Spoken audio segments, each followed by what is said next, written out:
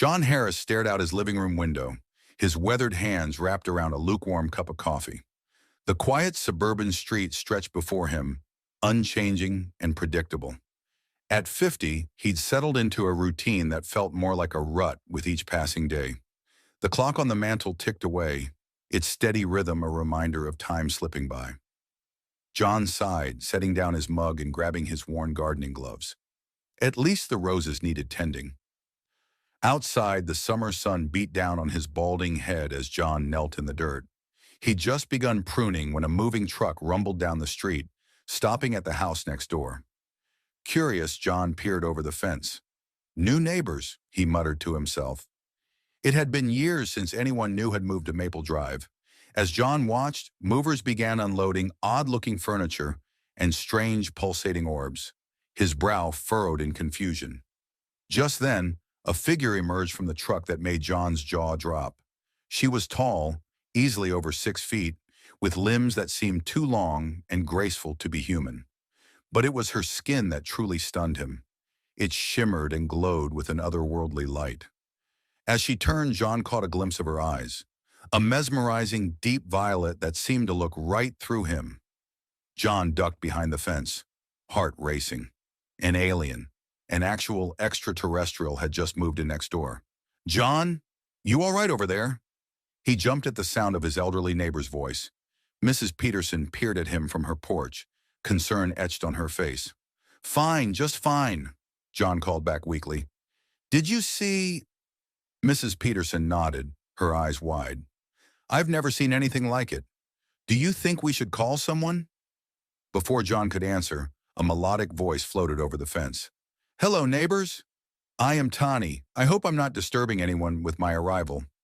John slowly stood, coming face to face with his new alien neighbor. Up close, her beauty was even more striking. Her skin seemed to pulse with an inner light, casting a soft glow around her. "Hello," John stammered. "I'm John. Welcome to the neighborhood." Tani's violet eyes crinkled as she smiled. "Thank you, John. I look forward to getting to know you better." There was something in her tone, a hint of suggestion perhaps, that made John's cheeks flush. He cleared his throat. "Where exactly are you from, if you don't mind me asking?" "Oh, a planet you've likely never heard of. Elizo. It's quite far from here," Tani replied casually, as if discussing a move from another state rather than another solar system. Mrs. Peterson had made her way over, gaping openly at Tani. "Good Lord," she muttered. "I never thought I'd see the day." Tani turned her dazzling smile on the older woman. "And you are?" "Margaret Peterson. I baked you a welcome pie," Mrs. Peterson said faintly, holding out a dish John hadn't noticed before. "How thoughtful," Tani exclaimed, reaching for the pie. As she did, her fingers brushed John's arm.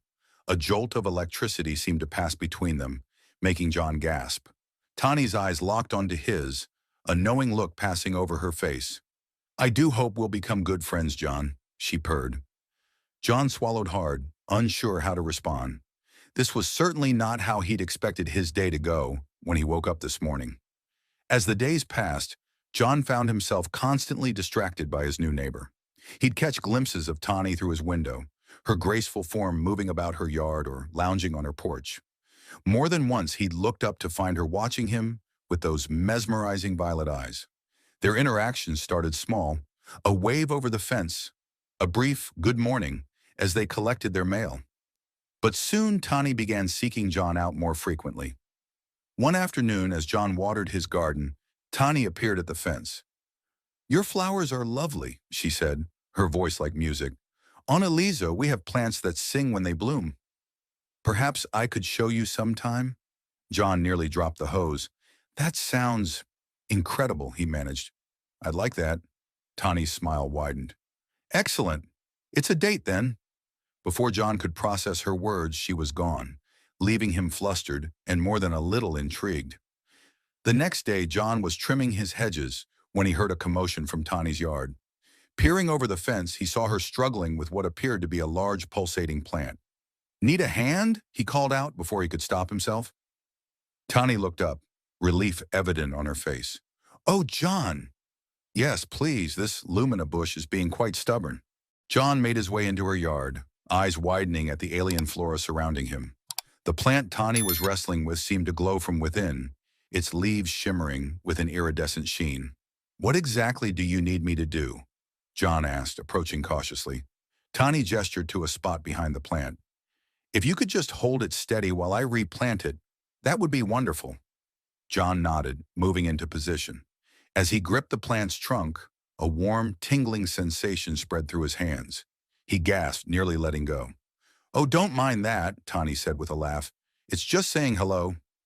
John watched in amazement as Tani deftly maneuvered the plant into a new pot. Her movements were fluid, almost hypnotic. He found himself staring, captivated by the play of light across her skin. "There we go," Tani said triumphantly. She turned to John, her violet eyes sparkling. "Thank you for your help. I don't know what I'd do without such a kind neighbor." She stepped closer, and John caught a whiff of an intoxicating, otherworldly scent. His head swam. "It was my pleasure," he said, his voice huskier than he'd intended. Tani's gaze lingered on him, a hint of something primal flickering in their depths. "Perhaps you'd like to stay for a drink. I have a beverage from my homeworld I think you'd enjoy." John knew he should decline. This whole situation was bizarre, potentially dangerous even. But something about Tani drew him in, made him want to know more. "I'd love to," he heard himself say. Tani's smile was radiant. "Wonderful. Come, let me show you inside." As John followed her into the house, he couldn't shake the feeling that he was stepping into something far beyond his understanding. The interior was a blend of earth furnishings and alien technology. Orbs of light hovered near the ceiling, casting a soft glow throughout the space. "Make yourself comfortable," Tani said, gesturing to a peculiar-looking couch. It seemed to shift and mold itself to John's body as he sat. Tani busied herself at what John assumed was the kitchen area, though it bore little resemblance to any kitchen he'd ever seen. Strange, colorful liquids bubbled in transparent containers. "So, Tani," John began, trying to sound casual, "what brings you to Earth? Specifically to our little suburb?" Tani turned, a knowing smile on her face. "Curiosity, mainly. Your planet has fascinated me for some time. And as for this neighborhood," her eyes locked onto John's. "Let's just say I had a feeling I'd find something interesting here." John's mouth went dry. Before he could formulate a response, Tani returned with 2 glasses filled with a shimmering, opalescent liquid. "Here we are," she said, handing him a glass. "A special brew from Eliso. I think you'll find it quite stimulating." John took a cautious sip. The liquid seemed to dance on his tongue, leaving a tingling sensation in its wake. Heat spread through his body, and suddenly the room felt much warmer. "This is remarkable," he said, his voice slightly strained. Tani beamed. "I'm so glad you like it. You know, John, I've been meaning to ask you something." She leaned in close, her scent enveloping him. John felt dizzy, whether from the drink or Tani's proximity, he couldn't tell. "Yes," he managed to croak out. "I was wondering if you might show me around town sometime. Everything here is so new and exciting. I'd love to experience it with someone who knows the area." The request seemed innocent enough, but there was an undercurrent to Tani's words that John couldn't quite place. He found himself nodding before he'd fully processed the question. "Great," Tani exclaimed, clapping her hands together. The motion caused ripples of light to dance across her skin. "It's a date, then?" There was that word again. Date. John's head spun. Was he reading too much into this? Surely an alien wouldn't be interested in him that way. And even if she was, wasn't that crossing some sort of interplanetary line? As if sensing his internal struggle, Tani placed a hand on his arm. Another jolt of electricity passed between them, stronger this time. "John," she said softly, "I hope I'm not being too forward. It's just, there's something about you. I felt it the moment I saw you." John stared into her violet eyes, feeling as though he could fall into them. I felt it too," he admitted. "But Tani, this is all so strange," she finished for him. "New? Exciting?" He nodded, unable to find the words. Tani's smile turned mischievous. Those are the best kinds of experiences, don't you think? The ones that shake us out of our routines, make us feel alive again. Her words hit John like a physical force. How long had it been since he'd felt truly alive? Since he'd taken a risk, embraced the unknown? Before he could respond, a loud crash from outside made them both jump. John rushed to the window, Tani close behind. In the yard, Tani's plants seemed to have come alive. They writhed and pulsed, growing at an alarming rate. One had already broken through the fence separating their properties. "Oh my," Tani breathed. "It seems the atmospheric conditions here are having quite an effect on my garden." John gaped at the scene before him. "Is this normal?" Tani bit her lip, a gesture that was oddly human. "Not exactly. You see, John, there's something I should probably tell you." But before she could continue, a scream pierced the air.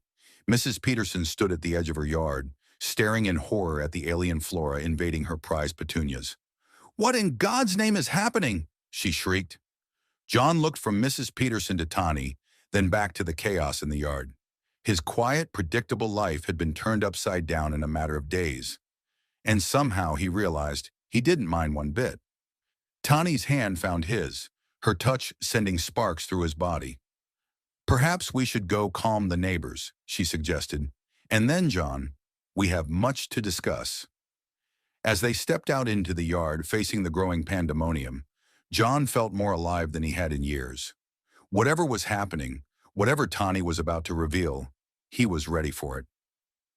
His days of mundane routine were over. A new chapter was beginning, one filled with mystery, excitement, and the captivating alien woman by his side. The suburban street that had seemed so unchanging that morning now buzzed with an energy John had never experienced. As John and Tani approached Mrs. Peterson, the elderly woman's shrieks reached a fever pitch. The alien flora had now completely engulfed her prized petunias, their luminescent tendrils pulsing with an otherworldly energy. "Mrs. Peterson, please calm down," John said, trying to keep his voice steady. "We'll figure this out." Tani stepped forward, her skin glowing brighter than ever. "I apologize for the disturbance, Mrs. Peterson. My plants are simply adjusting to their new environment." Mrs. Peterson's eyes widened as she took in Tani's ethereal appearance. You're not from around here, are you?" John couldn't help but chuckle at the understatement. "That's putting it mildly, Margaret." Tani smiled, her violet eyes twinkling. "I'm from a planet called Eliso. Quite far from here, I'm afraid. And it seems my garden is having some unexpected effects on your lovely neighborhood." As if on cue, a nearby streetlight flickered and then exploded in a shower of sparks. John instinctively pulled Tani closer, his arm wrapping around her waist. The contact sent a jolt of electricity through his body, and he felt Tani shiver against him. "This is unacceptable," Mrs. Peterson exclaimed. "I'm calling the authorities." "Wait," John said, surprising himself with the urgency in his voice. He turned to Tani. "Can you control this? Make it stop?" Tani bit her lip, a gesture that was becoming frustratingly endearing to John. I'm not sure. This has never happened before, but I can try." She closed her eyes, her face a mask of concentration. The air around them seemed to vibrate, and John felt a strange tingling sensation all over his skin. Slowly, almost imperceptibly at first, the writhing plants began to retreat. Mrs. Peterson gasped. "It's working!" As the alien flora receded, John noticed something odd. The earth where Tani's plants had been was now teeming with life. Flowers of every color imaginable were sprouting at an accelerated rate, filling the air with an intoxicating fragrance. "Remarkable," John murmured, unable to take his eyes off the transformation. Tani opened her eyes, looking both relieved and exhausted. "There, that should stabilize things, for now." Mrs. Peterson, seemingly forgetting her earlier panic, shuffled closer to examine the new blooms. "I've never seen anything like this. They're beautiful." John turned to Tani, his curiosity overriding his caution. "What exactly is happening here, Tani?" She met his gaze, a mix of emotions playing across her luminescent features. "It's complicated, John. Perhaps we should discuss this privately?" The way she said his name sent a shiver down his spine. He nodded, suddenly eager to be alone with her again. "Mrs. Peterson," John said, turning to his elderly neighbor, "why don't you head inside? I promise we'll sort all this out." The old woman nodded, still dazed by the floral display before her. As she shuffled back to her house, John felt Tani's hand slip into his. "Your place or mine?" she asked, a hint of mischief in her voice. John swallowed hard. Mine. If that's okay." Tani smiled, and John felt his heart skip a beat. "Lead the way, John Harris." As they entered John's house, he was acutely aware of how mundane it must seem compared to Tani's otherworldly abode. But if she noticed, she didn't show it. Instead, her eyes roamed the space with genuine curiosity. "So," John said, trying to keep his voice casual as he led her to the living room, "want to tell me what's really going on?" Tani sank onto his couch, her luminescent skin casting a soft glow around her. "It's not easy to explain, John. My people, we experience things differently than humans do." John sat beside her, careful to maintain a respectful distance. "Different how?" Tani's violet eyes met his, and he felt a surge of something course through him. "We have cycles, John. Periods of intense need." John's mouth went dry. "Need?" She nodded, a faint blush coloring her cheeks. "On my world, we call it the joining. It's a time when we seek out a compatible partner. The urge becomes overwhelming," realization dawned on John. "And you're experiencing this joining now?" Tani's gaze dropped to her hands. "Yes, it's why I came to Earth, actually. I thought a change of scenery might help me control it." John's mind reeled.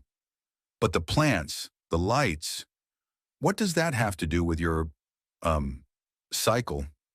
Tani laughed softly. "Everything on Eliso is connected, John.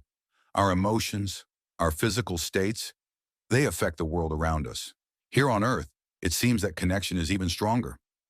As if to emphasize her point, the lamp beside them flickered and then grew brighter, casting Tani in an almost angelic light. John leaned forward, fascinated despite himself. "So, every time you feel something, it affects your surroundings?" Tani nodded, her eyes meeting his once more. "Yes. And lately, John, I've been feeling quite a lot." The air between them seemed to crackle with electricity. John found himself moving closer, drawn in by some inexplicable force. "Tani," he said, his voice barely above a whisper, "what exactly are you feeling right now?" She reached out, her fingers brushing his cheek. The contact sent a jolt through John's entire body. "Why don't I show you?" Before John could respond, Tani leaned in and pressed her lips to his. The world exploded in a riot of sensation. John felt as if he was falling and flying at the same time, every nerve ending in his body singing with pleasure. When they finally broke apart, both gasping for air, John noticed that every plant in his house had burst into bloom. The air was thick with an otherworldly perfume, and the walls seemed to pulse with a soft, pinkish light. "Wow," John breathed, struggling to form coherent thoughts. "That was just the beginning," Tani finished, her eyes glowing with an intensity that both thrilled and terrified John. As the days passed, John found himself caught in a whirlwind of emotion and chaos. Tani's presence in his life was like a force of nature, unpredictable and exhilarating. She would appear at his door at all hours, sometimes to share a strange alien delicacy, other times simply to bask in his company. One evening, as they sat in John's backyard watching the stars, Tani suddenly sat up straight, her skin pulsing with an intense glow. "John," she said, her voice trembling with excitement, "I want to teach you something, a word from my language." John raised an eyebrow, intrigued. "Okay, I'm game. What's the word?" Tani leaned in close, her breath warm against his ear. "Janar," she whispered. As the alien syllables left her lips, John felt a wave of warmth wash over him. The grass beneath them began to sway, despite the lack of wind, and the air filled with tiny glowing particles.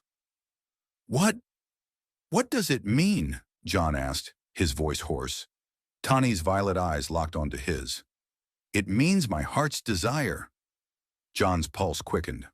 "Tani, But before he could finish, a loud crash from next door interrupted them. They rushed to the fence to find Mrs. Peterson's cat, Mr. Whiskers, glowing a bright neon blue and floating 3 feet off the ground. "Oh dear," Tani murmured. "It seems my emotions are affecting more than just plant life now." As they worked to coax the terrified feline back to Earth, John couldn't help but wonder what other surprises Tani's presence would bring. And more importantly, was he ready for them? The following week brought more unexplained phenomena to their quiet suburb. Streetlights would flicker and dance whenever Tani walked by. The local weather patterns seemed to shift dramatically, bringing unseasonable warmth and spontaneous light shows in the night sky. John found himself torn between fascination and concern. On one hand, Tani's effect on him was undeniable. He felt more alive than he had in years, his senses heightened, his body thrumming with a new energy. But on the other hand, he couldn't shake the feeling that they were playing with forces beyond their understanding. One afternoon, as John was attempting to trim his now wildly overgrown hedges, he heard a commotion from Tani's yard. He peered over the fence to find her surrounded by what appeared to be floating orbs of water. "Tani," he called out, unable to keep the worry from his voice. "Everything okay over there?" She turned to him, her face a mix of excitement and embarrassment. "Oh, John, I was just practicing." "Practicing what, exactly?" Tani waved her hand, and the water orbs began to dance in intricate patterns. "On Elizo, we use our emotional energy to manipulate the elements. I thought I might try it here, but it seems Earth's physics are a bit different." As if to prove her point, one of the orbs suddenly exploded, drenching them both. John couldn't help but laugh at the shocked expression on Tani's face. "Maybe we should stick to Earth physics for now," he suggested, wiping water from his eyes. Tani's laughter joined his, the sound like music to his ears. But as their mirth subsided, John noticed a change in her expression. Her violet eyes seemed to darken, and the air around them grew heavy, with an unseen energy. "John," she said, her voice low and intense, "there's something I need to tell you, about the joining." He felt his heart rate quicken. "What about it?" Tani took a deep breath, her skin pulsing with light. "It's progressing faster than I anticipated, and I'm afraid I don't have much time left to choose a partner." John's mind reeled. "Choose a partner? You mean—" She nodded, her gaze never leaving his. "Yes, John. And I want it to be you." The world seemed to tilt on its axis. John grabbed the fence for support, his knuckles turning white. "Tani, I don't know what to say. This is all happening so fast." Tani's face fell, and John felt a pang of guilt. "I understand," she said softly. "It's a lot to ask. I've never felt this way about anyone before, John, human or otherwise." As she spoke, the plants around them began to grow at an alarming rate, vines and flowers sprouting from nowhere and reaching towards the sky. The air crackled with energy, and John felt as if he was standing in the eye of a storm. "Tani," he said, his voice barely audible over the rustling of leaves. "What happens if you don't choose a partner?" Her luminescent skin dimmed slightly. "The energy builds up. Eventually it becomes unstable, dangerous even, not just for me, but for everything around me." The implications hit John like a physical blow. He thought of their quiet neighborhood, of Mrs. Peterson and her glowing cat, of the strange and beautiful changes Tani had brought to his world. "How long?" he asked. Tani's eyes met his, filled with a mixture of hope and fear. "A few days at most. After that, I don't know what will happen." John took a deep breath, his mind racing. He thought of his life before Tani, the quiet routine, the creeping sense of irrelevance. And then he thought of the past few weeks, the excitement, the wonder, the feeling of being truly alive for the first time in years. "Okay," he said, surprised by the steadiness in his voice. "Tell me everything. What exactly does being your partner entail?" Tani's face lit up, quite literally, her skin glowing brighter than he'd ever seen. "Oh, John, you mean you'll consider it?" He nodded, a smile tugging at his lips despite the gravity of the situation. "I'm not making any promises, but yeah, I'll consider it. As Tani began to explain the intricacies of Ellison partnerships, the vines around them seemed to pulse with life, wrapping around the fence and creating a natural bower. John listened intently, his heart racing with a mixture of fear and exhilaration. Whatever happened next, he realized his life would never be the same. And somehow, that thought didn't scare him nearly as much as it should have. As the sun dipped below the horizon, casting a warm glow across the overgrown garden, John sat on his porch, his mind a whirlwind of thoughts and emotions. Tani's words echoed in his head, the intricacies of Ellison partnerships both fascinating and terrifying. He ran a hand through his graying hair, feeling the weight of the decision before him. On one hand, the idea of bonding with an alien being, of potentially altering the very fabric of his existence, sent a shiver of fear down his spine. On the other, the thought of losing Tani, of returning to his mundane life, felt like a physical ache in his chest. A soft knock on the door pulled John from his reverie. He opened it to find Tani standing there, her luminescent skin pulsing with a soft, anxious light. "May I come in?" she asked, her violet eyes searching his face. John nodded, stepping aside to let her pass. As she entered, the air around them seemed to crackle with energy. The house plants in the entryway stretched towards her, their leaves quivering with what John could only describe as excitement. They sat on the couch, a respectable distance between them, though John could feel the pull of her presence like a physical force. "Have you made a decision?" Tani asked, her voice barely above a whisper. John took a deep breath. "Tani, I'm scared," he admitted. "This is all so much, so fast. A month ago, my biggest concern was whether to repaint the fence. Now I'm contemplating an interspecies partnership that could change the course of my entire existence." Tani's face fell, her glow dimming slightly. "I understand, John. I never meant to burden you with this. Perhaps it would be best if I—" "No," John interrupted, surprising himself with the intensity of his response. He reached out, taking her hand in his. The contact sent a jolt of warmth through his body. "That's not what I'm saying. I'm scared, yes, but I'm also exhilarated. You've brought color back into my world, Tani. Life. Wonder. I don't want to lose that." Tani's eyes widened, hope blooming across her features. "John, are you saying—" He nodded, a smile tugging at his lips. "I'm saying yes, Tani. I want to be your partner. Whatever that entails, whatever challenges we face, I want to face them with you." The words had barely left his mouth when the room exploded with light. Tani's skin blazed like a supernova, and every plant in the house burst into bloom simultaneously. The air filled with an otherworldly perfume, and John felt a surge of energy course through his body, leaving him breathless. Tani threw her arms around him, her touch sending waves of pleasure cascading over his skin. "Oh, John," she breathed, her voice thick with emotion. "You've made me so happy. I promise I'll do everything in my power to make this transition easy for you." As the days passed, John and Tani fell into a rhythm of discovery and adaptation. They spent long evenings on the porch, Tani regaling him with tales of her homeworld, while John introduced her to the intricacies of Earth culture. One night, as they cuddled on the couch watching Casablanca, Tani turned to John with a quizzical expression. "John," she said, her brow furrowed in concentration, "why don't the humans in these moving pictures glow when they experience strong emotions?" John couldn't help but chuckle. "We don't glow at all, Tani. That's uniquely you." Tani's eyes widened in surprise. "Really? How do you express your feelings then?" John thought for a moment. "Well, we use words mostly, and facial expressions, body language. Sometimes we might blush or cry." Tani leaned in closer, her violet eyes intense. "Show me," she whispered. Heart racing, John cupped her face in his hands. "Tani," he said softly, "you are the most beautiful, fascinating, incredible being I've ever met. When I'm with you, I feel alive in ways I never thought possible.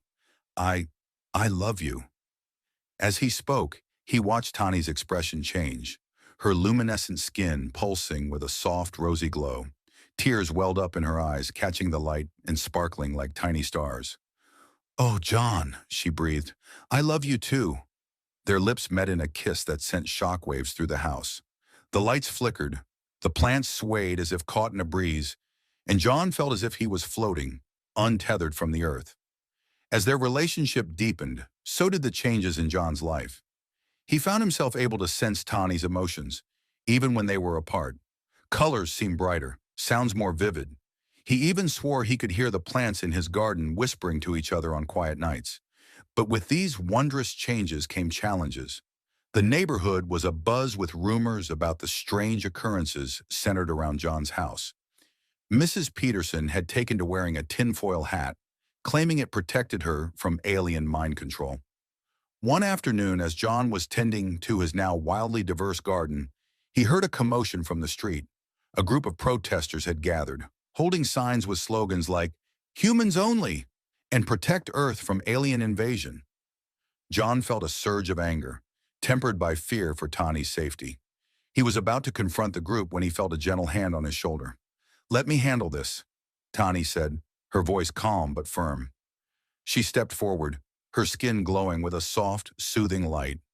As she approached the protesters, flowers began to bloom at her feet, their sweet fragrance filling the air. "Good afternoon," Tani said, her melodic voice carrying easily over the crowd's murmurs. "I understand you have concerns about my presence here.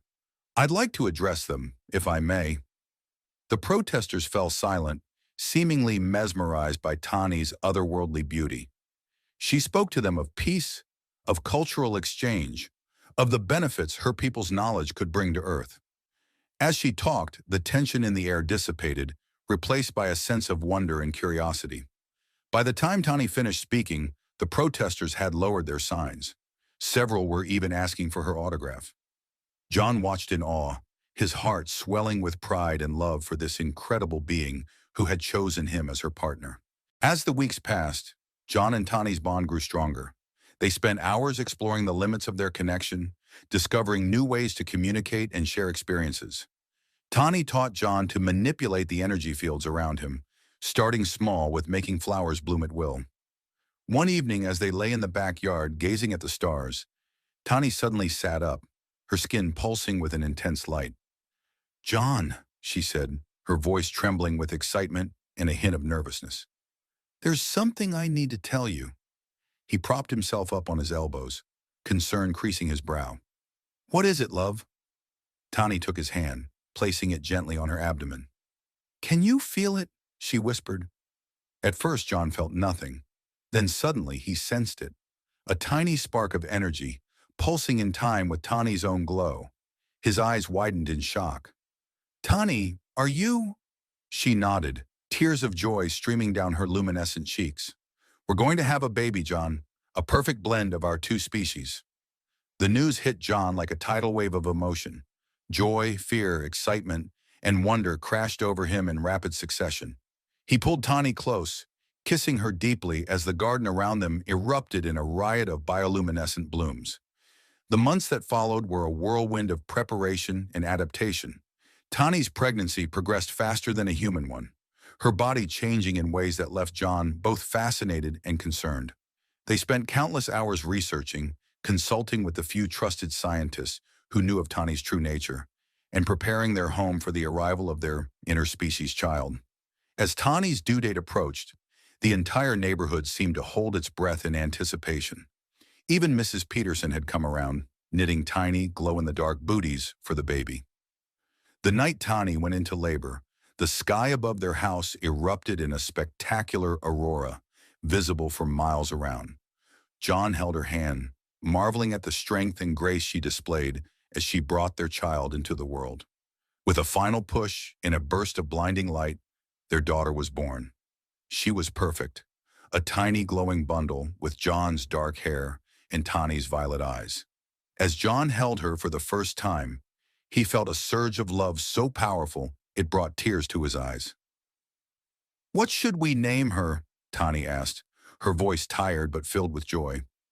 John looked down at their daughter, watching as she opened her eyes and gazed up at him with a wisdom that seemed far beyond her few minutes of life. How about Aurora, he suggested, after the lights that danced in the sky when she was born. Tani smiled, reaching out to caress their daughter's cheek. Aurora, she repeated. It's perfect. As the days passed, John and Tani settled into their new life as parents. Aurora grew at an astonishing rate, displaying abilities that were a unique blend of her human and Ellison heritage. She could make flowers bloom with a touch like her mother, but also showed a keen interest in Earth's technology, often taking apart John's gadgets to see how they worked. One sunny afternoon, as they sat in their garden watching Aurora play among the alien flora, John turned to Tani with a smile. You know, he said, when you first moved in next door, I never imagined this is where we'd end up. An interspecies family, raising a child who might very well change the course of human-alien relations? Tani leaned against him, her skin glowing with contentment. Are you happy, John? Truly? He looked around at the garden, a perfect blend of earth and aliso plants.